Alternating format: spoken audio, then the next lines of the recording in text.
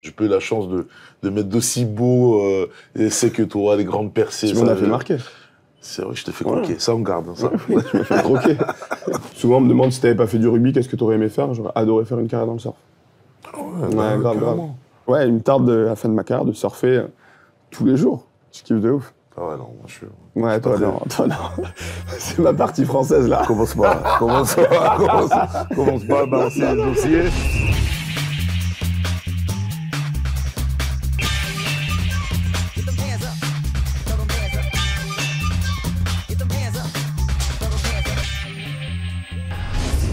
Bonjour tout le monde et bienvenue dans ce 7e épisode du Basta Show. Alors aujourd'hui, on va recevoir un invité de marque, Teddy Thomas. Comment tu vas, Teddy? Ça va très bien, Mathieu, et toi? En forme? Ça va, merci. Bon, ça me fait plaisir que tu sois là. Ben merci, ça me fait plaisir que tu m'as invité. Je te fais l'honneur de... Ouais, c'est un honneur. À chaque fois, c'est c'est un honneur d'être à tes côtés. Tu vois, Teddy, je pose toujours la même question à mes invités. C'est quoi ton rugby à toi? Pour moi, mon rugby, c'est le beau jeu, la camaraderie, célébrer des belles actions, des essais, passer du bon temps avec les copains. Les copains, c'est très important. Ouais, c'est le plus important. Les histoires humaines, comme on dit, quoi. T'es pas quelqu'un qui t'exprime énormément dans la presse. Toi, tu préfères t'exprimer sur le terrain, surtout avec des beaux essais. Moi, j'ai pas eu la chance de mettre d'aussi beaux essais que toi, des grandes percées. Tu m'en as fait marquer. C'est vrai que je te fais croquer. Ouais. Ça, on garde. Hein, ça. Croquer. C'est vrai que je te fais croquer pas mal d'essais. Mais moi, je me souviens, et j'étais pas loin en plus, ta première sélection contre les Fidji, c'était au Vélodrome, je crois. Ouais, Vélodrome. C'était ça, Vélodrome 2014, 2014, tournée de novembre. Ouais. C'était quoi ton souvenir marquant?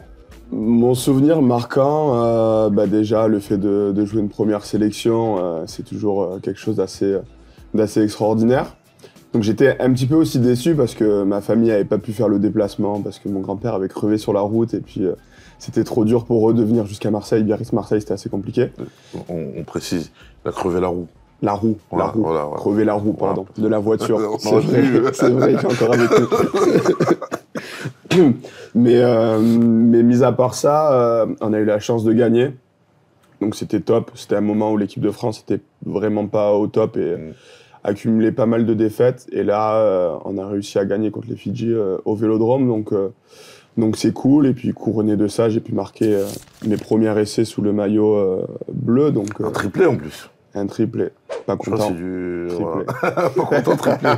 Mais je crois que c'est la première fois, je pense. Je crois que je suis le deuxième. Je crois que c'est arrivé déjà pour une première sélection que quelqu'un ait marqué un triplé parce qu'on me l'a beaucoup demandé au début justement en interview. Et on m'a dit que c'était la première fois et après on m'a dit qu'il y avait quelqu'un qui avait fait la même chose. Donc bon.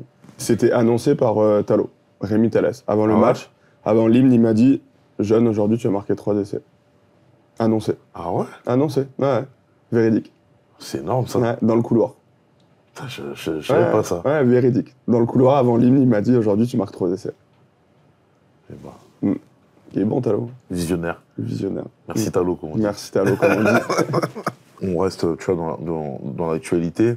T'as vu le match d'hier, la rencontre? Ouais, bien sûr. Je les ai vus jouer contre le Pays de Galles, content pour eux, parce que bien évidemment, beaucoup de critiques s'étaient déferlées sur eux après le match nul contre l'Italie.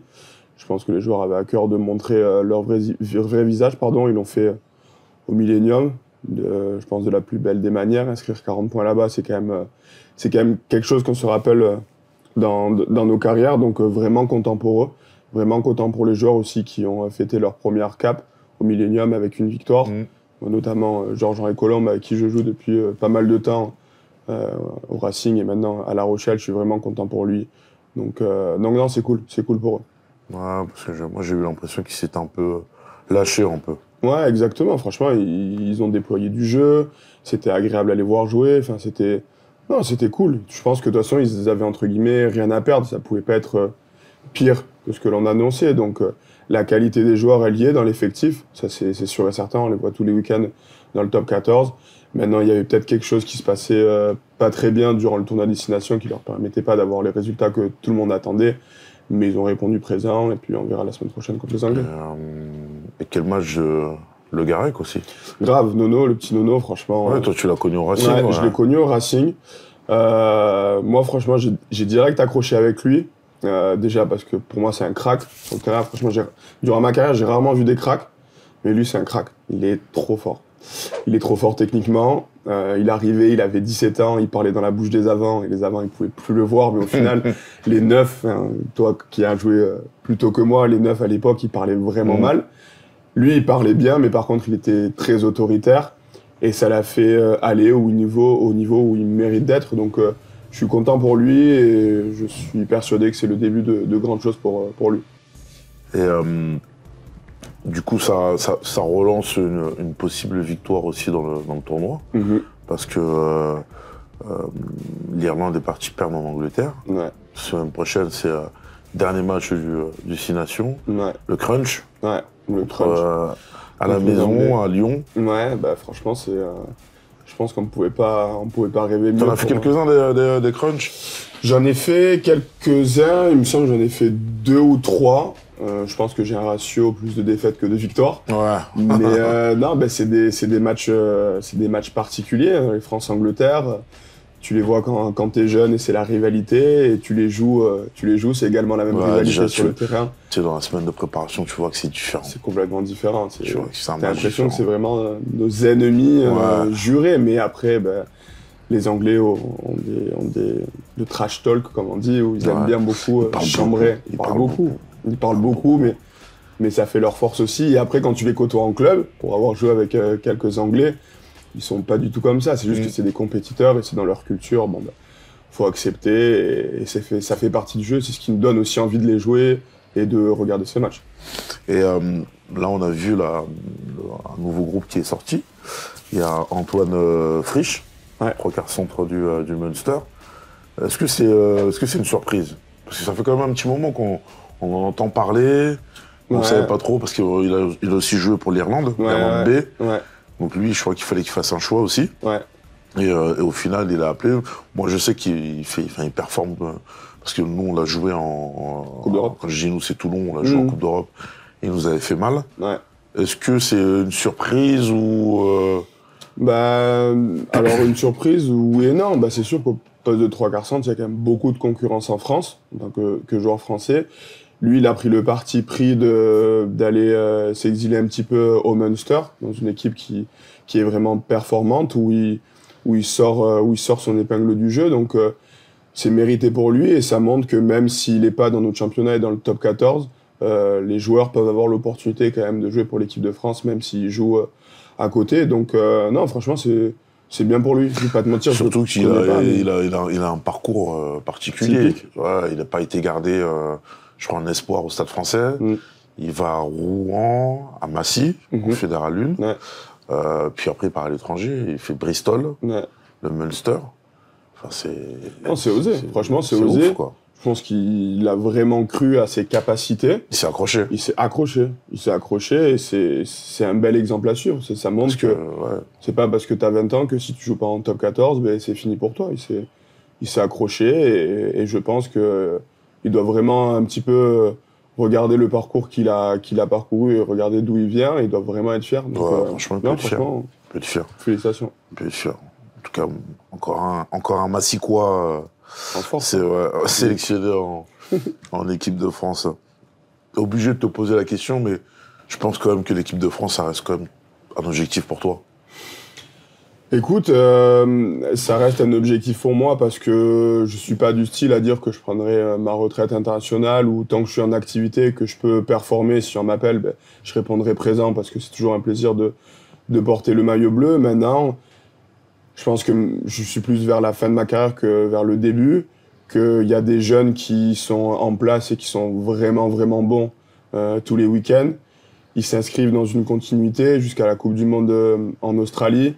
Moi, j'aurai 33 ans, j'irai sur mes 34 ans. Les autres sont beaucoup plus jeunes que moi, donc faut aussi se rendre réaliste et dire qu'il y a des mecs qui sont plus performants que toi, plus jeunes, plus frais. Et j'ai été dans ce cas-là aussi. Quand j'avais 19 ans, 20 ans, j'ai fait mes premières sélections où je prenais la place des mecs qui étaient plus âgés. Donc j'y pense parce que s'il y a besoin, je répondrai présent et parce qu'en plus j'ai plein de potes dans l'équipe. Mais j'en fais pas ma priorité comme j'ai pu le faire auparavant. C'est quelqu'un enfin, tu vois, tu t'exprimes très peu maintenant dans les médias. Est-ce que c'est voulu? Est-ce que c'est aussi une part pour te protéger un peu?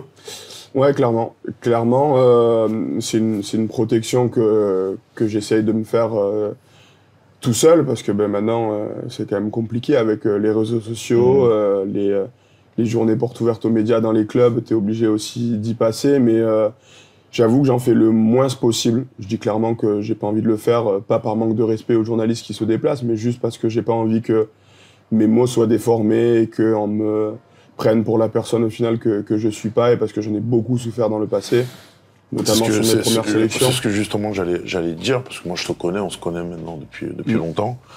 C'est que je pense que quand on a joué avec toi, quand on te connaît, on sait la personne que tu es. Et c'est vrai que quand on peut lire un peu une interview et tout, en impression c'est pas la même personne. Tu vois. Donc, moi aussi j'ai vécu ça. Bien sûr. Et je peux comprendre maintenant, tu vois, que tu te protèges vachement. Je pense que si une, deux fois, il y a des choses qui ont été mal, on va dire, été retranscrites, c'est normal que tu te mettes sur la défensive. Ouais. Mais c'est vrai qu'à l'époque où j'étais encore au Racing, on avait un peu la liberté de savoir si on voulait faire les médias des ou pas. Et moi, je disais en permanence non, je voulais rien faire.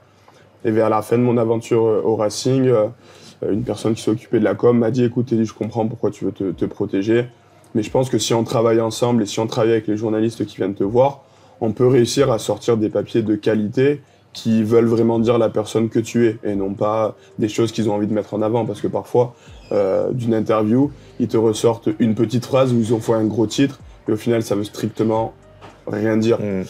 Donc voilà, je me suis mis cette carapace parce que à 19 ans, 20 ans, on m'a envoyé devant tous les journalistes pour me mettre en haut de l'affiche en disant que j'étais la nouvelle icône du rugby français alors que j'avais fait certes 2 matchs, c'est bien, j'ai fait 2 matchs, j'avais marqué 4 essais, certes. Mais on m'a envoyé devant tout ça alors que je n'étais pas du tout préparé. On m'a dit, Ted, tu vas là et point barre. J'avais pas mon mot à dire. Et donc, tu connais, quand tu as 19 ans, 20 ans, tout le monde t'essaie de questions. Toi, moi, franchement, j'étais jeune, tu vois, j'étais encore avec mes potes. Bien sûr, je jouais au rugby, on gagnait, et après, je les rejoignais, on allait boire des coups, on finissait à 5h ou 6h du mat, et la semaine, elle recommençait, parce que j'étais jeune et je kiffais aussi faire ça.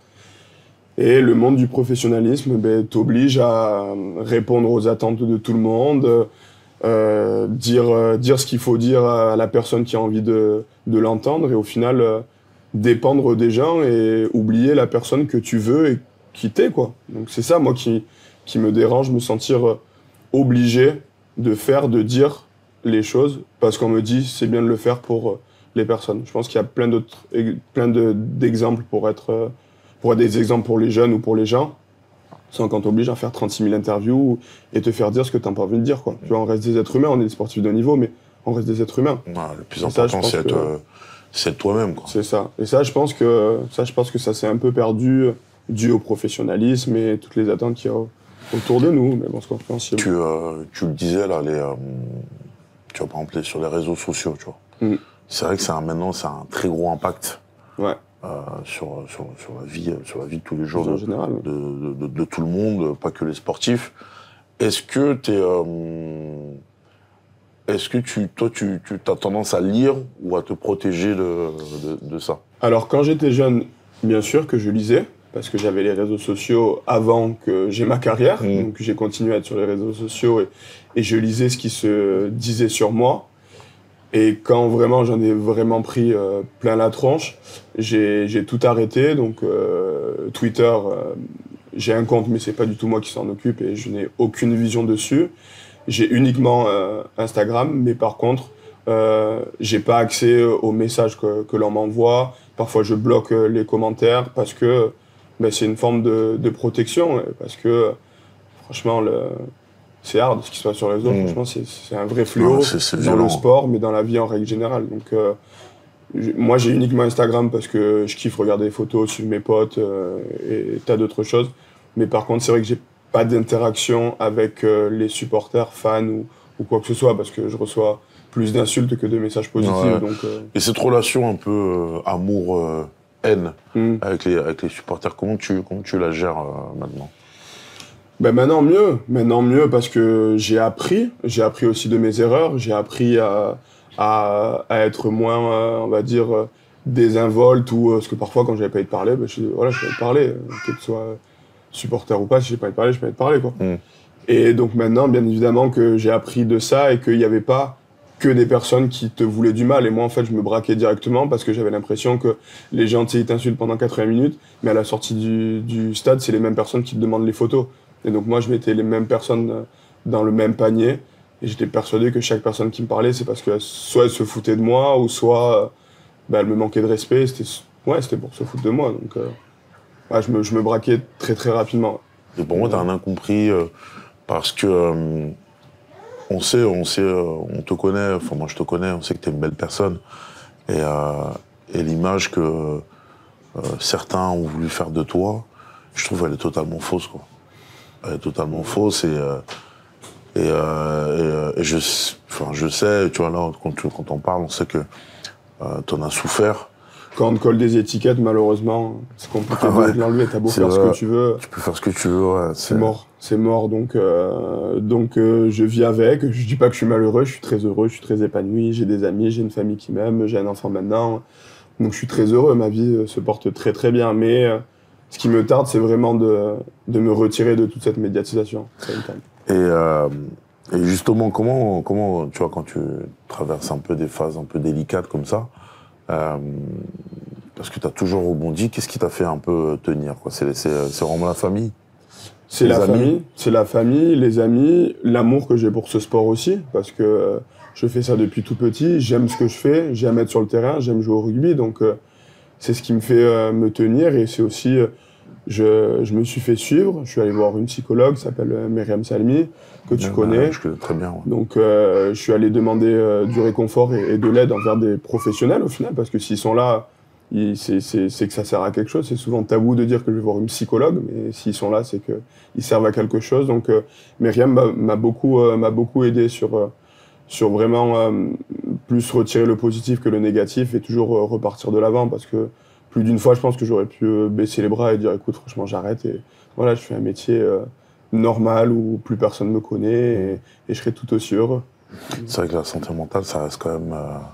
on en parle beaucoup plus maintenant, plus, ouais, mais ça reste quand c'est même un peu tabou. Quand les gens ils disent je vais voir une psychologue, tu sais, ils le disent en chuchotant, mais après, respect à chaque personne. S'ils ont envie d'en parler, tant mieux. S'ils n'ont pas envie d'en parler, ça les regarde et il n'y a aucun souci. Mais je pense que c'est important. Mais c'est important quand tu ne l'imposes pas. C'est important que ça vienne de toi. Il y en a beaucoup, on leur impose en fait. Ouais. Mais je pense que c'est bien quand ça vient de toi. Bon, maintenant que tu es rentré dans la team Daron, Ouais. parce que tu le disais, tu as eu un enfant. Qu'est-ce que toi, ça a changé en toi? Ça a changé déjà beaucoup de bonheur, beaucoup de joie d'aimer une personne que tu ne connais pas, en fait, qui arrive dans ta vie au bout de 9 mois et t'es dévoué à 100% pour ce petit bout de chou. Donc, j'ai toujours eu envie d'être père parce que moi, j'en ai jamais eu. Et donc, j'ai toujours eu ce manque de paternité. Et j'avais envie, moi, de le donner, de ce que je n'ai pas eu. Donc, Dieu merci, ça s'est réalisé. J'ai pu avoir mon petit Théodore qui se porte très bien. Mais maintenant, en fait, quand on parlait tout à l'heure de priorité de l'équipe de France, ma priorité, c'est bien sûr mon métier, ma passion, le rugby. Mais c'est ma famille, c'est mon fils, c'est ma femme, c'est tout ce qui se passe autour. Il y a tellement de choses graves dans la vie. Et quand on regarde les yeux de ton enfant et qu'il voit que lui, il rigole, il sourit, qu'il est à 10 000 lieues de tout ce qui se passe autour, tu te dis, faut relativiser, quoi. Et il y a eu aussi un gros changement dans ta carrière, c'est ton départ du Racing pour La Rochelle. Ouais. C'est un choix fort, parce que je sais que le Racing, c'est un club que tu aimais, que tu aimes. Mais toi, il fallait passer à autre chose, Ouais, il fallait que je tourne la page, un peu comme quand je suis parti de Biarritz. J'avais besoin de partir parce que je voulais quitter à cette époque-là le cocon familial et vraiment me mettre en danger et voir ce qui se faisait ailleurs. Donc c'est pour ça que je suis parti au Racing, où j'ai évolué là-bas pendant 8 ans, où j'ai rencontré des personnes extraordinaires. Ils m'ont permis d'être en équipe de France, de voir des grands joueurs aussi. J'ai quand même évolué avec des très grands joueurs. Mais j'estimais que j'étais arrivé aussi au bout de quelque chose et que dans la carrière, il est important de toujours se remettre en question et de se remettre en danger. Donc la facilité pour moi, ça aurait été de rester au Racing, de jouer ou de pas jouer, j'en sais rien, mais d'y rester parce que j'avais mon truc, tu vois, j'avais mon club, j'avais mes potes ici, j'avais l'appart dans Paris, enfin tu vois, c'était très bien, quoi. Mais non, j'avais besoin de changement, de me remettre en danger et voir si je pouvais aller dans un nouveau club qui, au final, était pas le club qu'on aurait dit dans lequel j'allais signer, qui était pas, on va dire, sur la même lignée du jeu que moi j'aime produire sur le terrain. Et donc j'ai décidé d'aller à La Rochelle parce qu'il y a un coach qui s'appelle Ronan O'Gara avec qui j'ai évolué au Racing et j'ai beaucoup aimé travailler avec lui. Et surtout que c'est un club qui grandissait d'année en année et j'aime bien m'inscrire dans quelque chose sur du long terme et où il y a vraiment une histoire. Pas venir, ben voilà, j'ai fait ça et tu te casses. Là, il y avait vraiment une histoire et je suis content d'être arrivé là-bas, à La Rochelle. Ça n'a pas été facile au début, je vais pas te mentir, passer de Paris à La Rochelle, quand tu as toutes tes habitudes et tout, c'est complètement différent. Mais maintenant, au bout d'un an et demi, je suis vraiment content d'être là-bas et je pense que j'ai pris place dans l'équipe. Donc, c'est cool. T'es dit, il y a un truc aussi où je pense que t'es peut-être un des premiers ou un des rares, c'est le fait de célébrer tes essais. Ouais.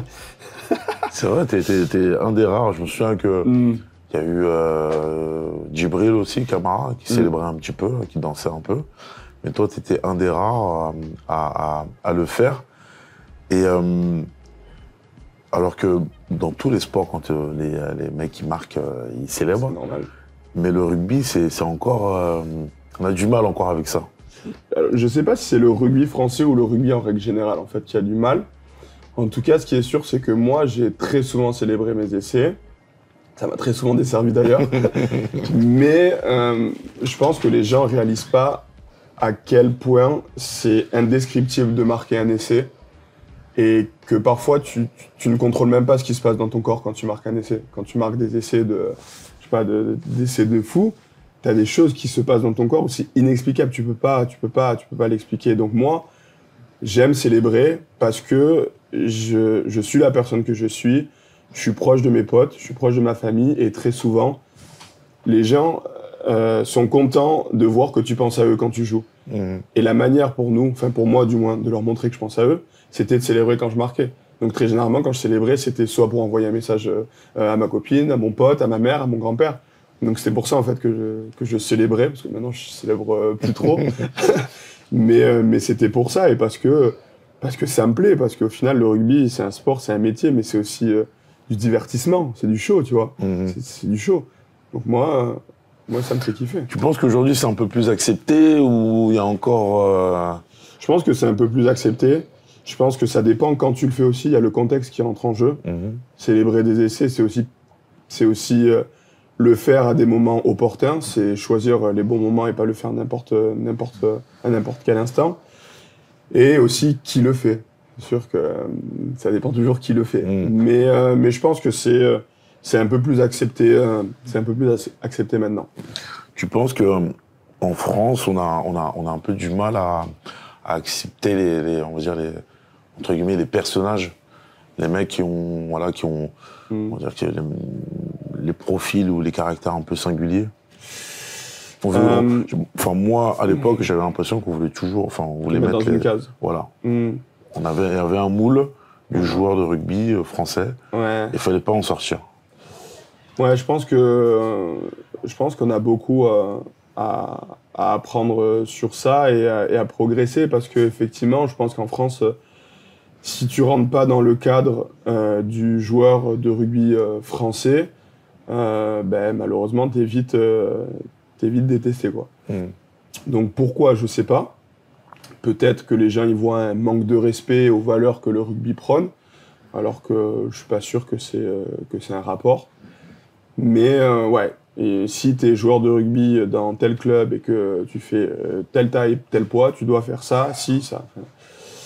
Je pense qu'on a du mal avec les gens qui sortent du cadre. Après, ceux qui sortent du cadre sans respecter les traditions, les valeurs, là, bien sûr. Mais si tu respectes tout, mais que tu as une personnalité différente, qu'est-ce qui est dérangeant? On voit un peu avec l'équipe d'Angleterre, je sais pas si tu as vu le documentaire Netflix sur Ellis Genge, ouais. le pilier. Ouais. Tu vois, c'est un sacré personnage aussi. C'est un sacré personnage, franchement. Et il est accepté, il est, je crois, même vice-capitaine de l'équipe d'Angleterre. C'est. Ouais, parce que lui, je pense, il a une histoire pas facile, il s'est vraiment construit tout seul. Il sait d'où il vient, il sait où sont ses racines, mais il dénotait un peu avec le rugby anglais. Mais vu qu'il a fait tellement ses preuves sur le terrain, et qu'au final, tu es obligé d'accepter ce qu'il a envie de faire, ce qu'il a envie de dire. Il s'est imposé, quoi. Il s'est imposé. Donc franchement, gros respect à lui. Non, gros respect. Est-ce qu'avec le recul, tu te dis pas quand même, parce que comme je disais, tu étais un des premiers à vraiment célébrer tes essais, est-ce que tu n'avais pas 10 ans d'avance en fait? 10 ans d'avance. Quand t'as commencé. Je sais. Sur la façon d'être toi-même en fait. Ce qui est sûr, c'est que quand je suis arrivé en équipe de France, donc à 19 ans, où j'arrivais vraiment avec des anciens, tu vois, Nicolas Mas, il y avait Pascal Papé, on avait c'était une génération différente, des vues, des points de vue différents. Donc, je pense pas que j'aurais la prétention de dire que j'avais 10 ans d'avance, mais en tout cas, c'est vrai que j'étais un peu plus extravagant que les autres, mais par contre, tout en restant dans le respect des personnes, ce qui est le plus important. Tu as des origines basques, ouais. Dans la côte basque, des origines maliennes aussi. Tu as, on va dire, plusieurs cultures, ça aussi, ça a beaucoup joué chez toi? Ouais, après, la culture africaine, malheureusement, j'ai pas pu la connaître parce que, comme je t'ai dit, mon père, je l'ai jamais connu, donc je connais pas la partie de ma famille africaine. Je connais pas du tout. Je connais uniquement ma famille française, parisienne, de Clichy-sous-Bois. Mais ce qui est sûr, c'est que ma mère, c'est une Française parisienne, mais elle a toujours aimé la culture africaine, américaine, vraiment aussi un petit peu ne pas rentrer, comme on dit, dans un moule. Donc je pense que le mélange de tout ça, avec Biarritz, Paris quand je suis venu ici, et mes origines africaines, font que je me sens à l'aise dans n'importe quel environnement et même dans n'importe quel pays. Tu vois, j'ai pas de problème à m'adapter à la culture que j'ai en face de moi et surfer sur plusieurs ambiances, quoi, africaines, françaises, américaines. Tu vois, moi, franchement, ça me fait kiffer. Et quand tu dis surfer, tu surfes en plus? Et je surfe. Même mon premier sport est le surf, avant de faire du rugby. Ah ouais? Ouais, avant de faire du rugby, j'ai fait du surf. D'accord, moi je savais pas, je pensais que tu le faisais en loisir, comme ça. Non, j'ai fait du surf. Après, je me suis mis au rugby. Il fallait que je fasse un choix entre le rugby et le surf, parce que ma mère pouvait pas payer les 2 licences. Donc j'ai fait le rugby parce que j'avais plus de copains au rugby et que mon grand-père est fan de rugby. Et voilà, mais le surf, j'adore. Franchement, si souvent on me demande si t'avais pas fait du rugby, qu'est-ce que t'aurais aimé faire? J'aurais adoré faire une carrière dans le surf. Ouais, grave. Ouais. D'accord, je savais pas c'était autant. Non, après, je te dis pas que je surfe comme Kelly Slater. Attention, tu vois, maintenant, je fais sans plaque, la planche, c'est plus pareil. Mais j'adore ça. Moi, il me tarde à la fin de ma carrière de surfer tous les jours. Je kiffe de ouf. Me retrouver dans la mer, je kiffe de ouf. Ah ouais, non, moi je suis. Ouais, toi, non. C'est ma partie française, là. Commence pas à balancer les dossiers. Dis rien. Pour moi, t'avais 10 ans d'avance. Et surtout, t'as été un des premiers, je pense. Il y a aussi Gaël à assumer ce côté un peu mode. Ouais. Parce que là aussi, dans le rugby, dès que tu t'habilles un petit peu, on te regarde un peu de travers. Ouais, moi j'ai toujours aimé la mode, pareil. Ma mère est passionnée de mode et s'habillait toujours de manière flashy, décontractée, vraiment à la cool, quoi. Elle s'en fichait du regard des autres et de ce que les autres pouvaient penser sur sa tenue, qui était rose, orange, elle changeait de coupe de cheveux, enfin tu vois. Et donc, ben, moi, j'ai pris ça de ma mère, parce que j'ai grandi qu'avec elle. Et c'est vrai que très généralement, si on dit tout le monde doit venir habillé en noir, ben, t'es sûr et certain que moi, je vais venir habillé en noir, mais je vais mettre une touche pour montrer que ben, j'ai un truc en plus, Ouais, tu vois. ouais, Mais... t'es le genre de mec que les team managers, ils maudissent, quoi. Exactement. Si c'est t-shirt rouge, tu vas mettre un... Exactement.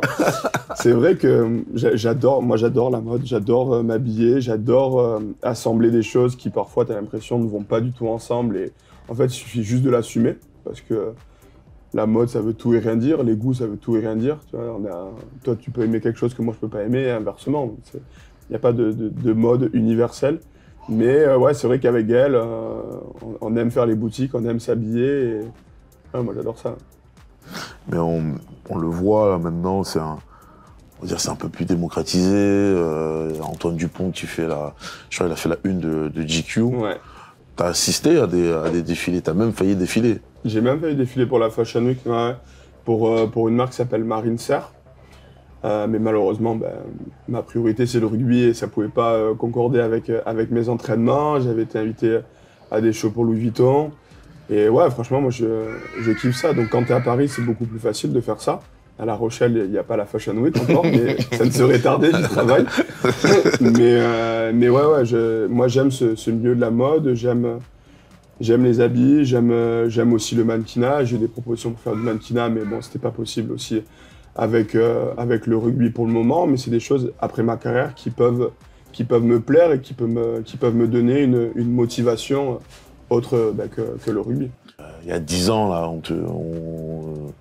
c'était pas possible. Du doigt un peu, mais c'est C'était pas du possible, temps. ouais.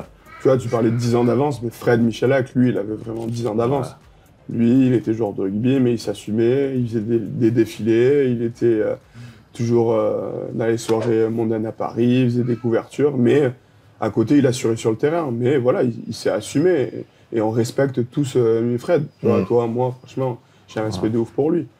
Donc, mais maintenant, ça se démocratise beaucoup, ben, notamment avec Toto Dupont, qui est une super vitrine pour nous, le rugby français, qui fait des lignes de JQ, a signé un deal avec la maison LVMH qui détient Louis Vuitton. Donc c'est huge. Et c'est bien pour le rugby français, ça va un petit peu ouvrir des perspectives un peu plus larges, donc c'est cool.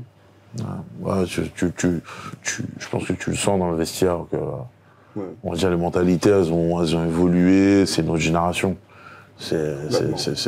Avant, on arrivait tous en jogging, et maintenant, on se sape tous pour venir à l'entraînement. T'es dit, la semaine dernière, c'était la Fashion Week. Comme tu disais, t'aimes bien te saper. Et justement, j'ai un petit défi pour toi. Ok. Voilà. J'espère que tu vas le relever. Déjà, faut que tu t'habilles.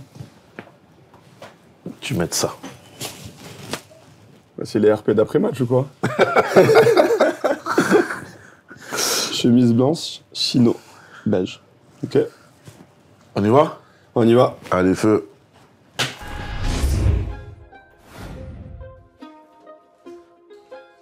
Bonjour Axel. Bonjour. Merci de nous recevoir dans, Bonjour. dans Enchanté. votre boutique. Bienvenue. Merci. Bah, en fait, aujourd'hui, j'ai proposé un petit challenge un peu relooking à Teddy, comme c'est quelqu'un qui aime beaucoup la mode. Donc on est venu dans ta boutique. Est-ce que tu peux nous expliquer qu'est-ce que ça veut dire, enfin, le style dandy? Alors le dandy, c'est un personnage, c'est un style qui s'est développé plutôt au 19e siècle. On parle du beau Brunel, qui est un peu l'inventeur du dandysme. L'idée, c'était d'être différent, être un peu en dehors de la norme, tout en respectant des codes d'élégance. En fait, il y a un double esprit dans le dandysme, et à la fois l'élégance et l'indépendance. Donc je trouve que ça colle bien avec l'état d'esprit de Teddy. Je pense que c'est un personnage qui a montré sa force de caractère et son indépendance. Et il y a cette idée d'équilibre entre à la fois être dans un petit décalage, mais toujours dans quelque chose qui soit raffiné, sophistiqué. On n'est pas dans le bling-bling, on n'est pas dans l'au-delà, dans l'excès, mais simplement dans une forme de subtil décalage et qui fasse des clins d'œil à l'histoire ou des clins d'œil à la mode. D'accord, merci de m'avoir éclairé. Très bonne définition. Voilà. Bon, Allez, parti. Je sais pas, je te sens tendu. Bon, on va regarder un petit peu. Des choses pas mal déjà. Des choses. c'est une belle boutique. Ouais. Belle boutique. Tu t'es inspiré Ouais. Mais pas trop non plus. N'oublie pas ce qu'il a dit. Oui, c'est pour ça. L'élégance. En respectant certains codes. Petite chemise. Là, on est bien. Là. Très bien. Ouais. Prends ça déjà. Merci. Voilà, un petit gilet.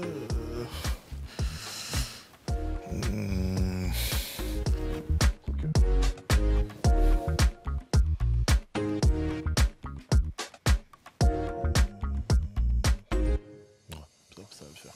T'as une tête à chapeau, toi. T'as une tête à plus le chapeau. Ouais, t'as plus un cheveu.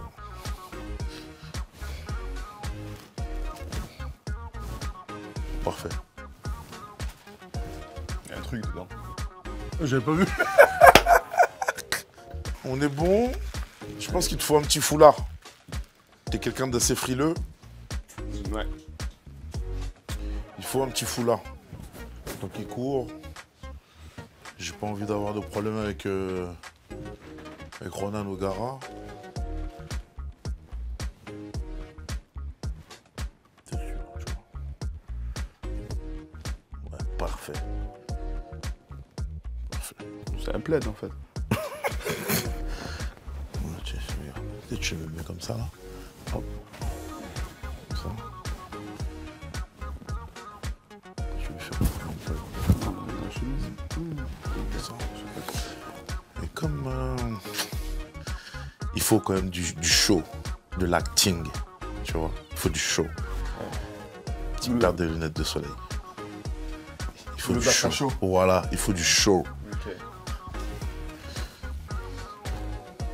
Ah, t'es chez les femmes. Les femmes, là? Ça me dérange pas, hein. T'es chez les femmes. Mais justement, il faut casser les... Non, t'as raison. faut casser. Casse pas trop non plus.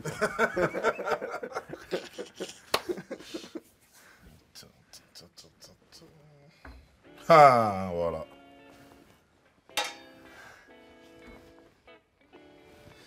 On est bon. Allez, je vais essayer tout ça. C'est tout ça, et après tu me diras, tu me donneras ton avis. Mais bien sûr. Allez, c'est parti. Je suis content de moi, là.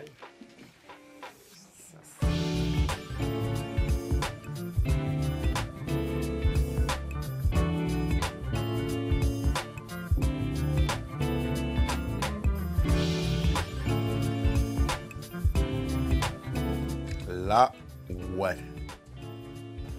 Nice to meet you, Tali Thomas. Qu'est-ce que t'en penses? Écoute, c'est pas mal, hein. C'est pas mal pour un petit dimanche. Aller manger des huîtres sur le port de La Rochelle ou à l'île de Ré. Non, c'est pas mal.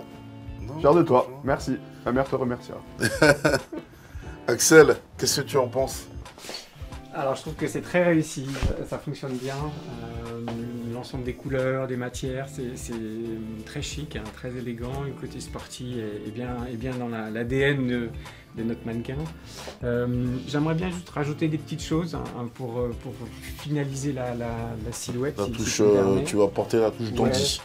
Je mettrais bien un petit 5 de postier. D'ailleurs, il s'appelle le postier éclair, comme toi sur les D'accord. terrains.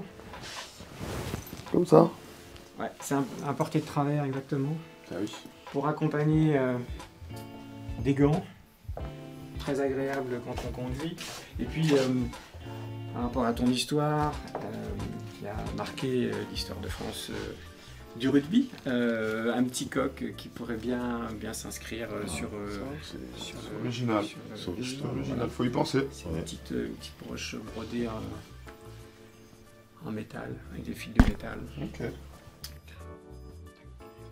Les petits gants là, pour piloter la petite décapotable, Et voilà, style décapotable pour les- James Bond. Mais tu valides? Écoute, je valide. Ah, je valide, tu valides. Je pense que c'était- Tu valides. Toi, tu valides, parce que c'est toi le plus important, c'est toi qui as choisi. Non, te fais je- plaisir à toi. Ouais, je Je suis assez content de mes choix. Je trouve que non, là, c'est voilà, un petit look trentenaire. Voilà, Père de famille. Exactement. Sac allongé, là. Nickel. Tu mets les couches à l'intérieur. Nickel. Parfait. Ça me va. C'est validé. C'est validé. Le Basta Show épisode 7 est maintenant terminé. Merci à vous de nous avoir suivis aujourd'hui. Merci Teddy. Merci Axel. On se retrouve la semaine prochaine avec un nouvel invité et un nouvel endroit. Ciao.